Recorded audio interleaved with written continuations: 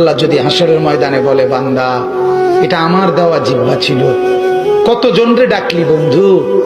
আল্লাহ যদি বলে, বান্দা আমার এই জবানে আমার নামটা কি আমি একবারও শোনার অধিকার ছিল না?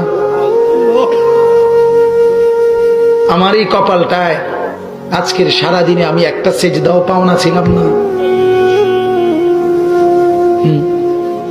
আমার এই কানটায় আমি আল্লাহকে একটা বারো আজানের আওয়াজটা শোনার হক আমি পাওনা ছিলাম না?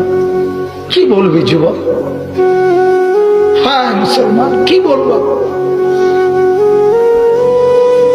বলো না বাপ, কি বলবো? এক মা যদি বলে, মা তার পাষাণ ছেলেকেও যদি মা বলে, এরে বাপ 9টা মাস তোরে পেটে ধরছি রে বাপ, 2টা বছর তোরে বুকের দুধ খাওয়াইছি বাপ, বিনিময়ে তুই আজকে আমার মতো মা রে ভুলে গেলি বাপ, কেমনে রে সহ্য করলি? এই কথা বললে যত বড় পাষাণ ছেলেই হোক, সেও তো কিছুক্ষণের জন্য মাথাটা নোয়াই লাগবে।